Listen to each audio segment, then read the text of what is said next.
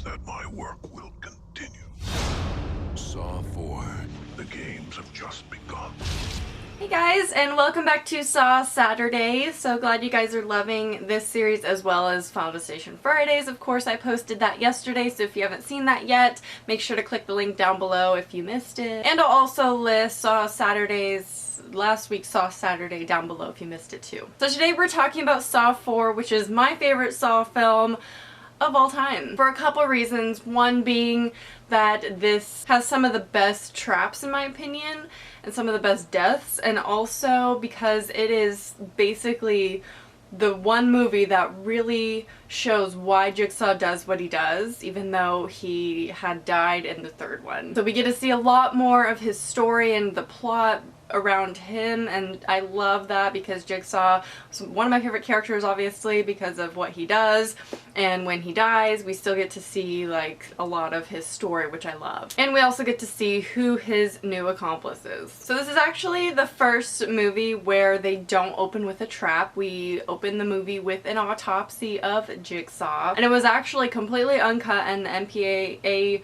rating committee, whatever, passed it without any cutting of it. So it was very very raw, very gruesome, and it actually was that gruesome because they wanted to separate themselves from like a scene in CSI or something like that. So they made it extra gory, which I love the autopsy scene. I think it's so brutal and like very realistic. They actually had a coroner in the room when they were filming that to keep it as real as possible. So this is the one Saw movie where I actually really get involved with the plot because it's all about detectives and they're all linked, and we see a lot more Jill Tuck, who was Jigsaw's wife. We see her story and, you know, how they ended up divorcing and things like that. So this is the one that I love the plot of the most. So after the autopsy we have a trap, and I love this trap, and I actually didn't even think about who was in the trap because he's in the end of the film anyway. The guy who has his mouth stitched up is actually Jill Tuck's lawyer, and he's also a lawyer representing a lot of the people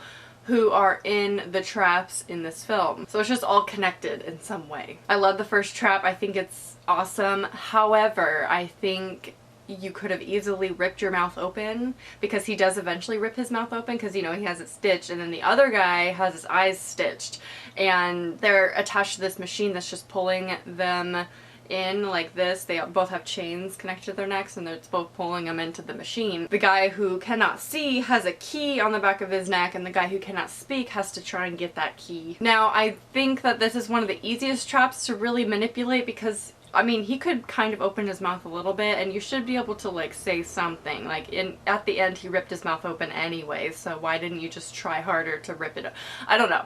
I don't know what I would do in that situation. I just think that it was a little easy. So the main character that we follow is one of the detectives who actually has an obsession with trying to find Detective Matthews because he is convinced that he's still alive even though he's been missing for 6 months. And I really love his tests that he has to like go through because the traps are really cool and very intense, and this has one of my favorites.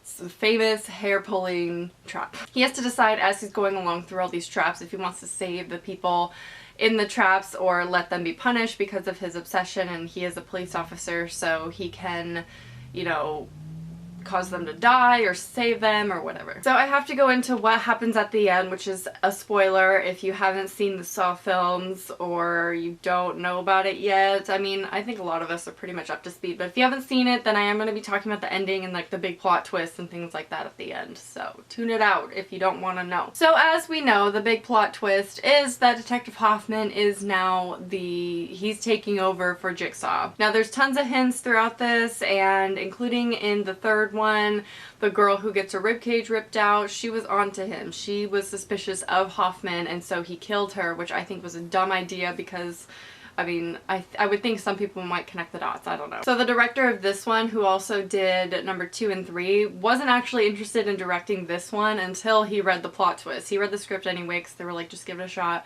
He read the plot twist at the end of Hoffman taking over for Jigsaw, and he immediately wanted to direct the film after that. So in the end, a bunch of people die, and pretty much the only guy who is surviving is Detective Hoffman because Rigg goes through the door, which in turn kills Detective Matthews, and he shoots Art Blank, who is the lawyer and Detective Matthews had shot Rigg, so it's just like a big old thing happening and everyone dies basically. So then Hoffman walks away unscathed, and then we'll pick back up on that plot line when we talk about Saw 5. Like I said, this has some of the best traps in my opinion. It has some of the best storylines because of the whole background of Jigsaw, and you find out because of his wife's miscarriage, because of Cecil, who is one of her patient things, he shoves a door on her and they lose their child, so he in turn starts to appreciate life more after his car accident and thinks that he can help people as well by testing them. And we all know Detective Hoffman does not believe in that. He's more of a revenge person and he will just kill people, even though that's not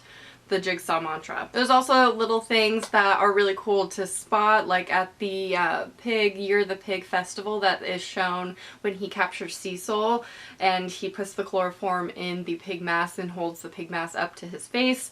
That kind of is why he sticks with a pig mask, is because of that whole festival. And actually when this movie came out, it was the Year of the Pig, which I thought was pretty funny. So in my opinion, this just had the best plot line, it had the best traps, the best gore, the autopsy scene was amazing. So it's my favorite Saw film because of those reasons. Let me know what you think of Saw 4 and the whole series as a whole, and let me know if you have any other movie requests you want me to review this week, and or like little mini series that you want me to do in the future. I hope you enjoyed, and I'll talk to you soon. Bye.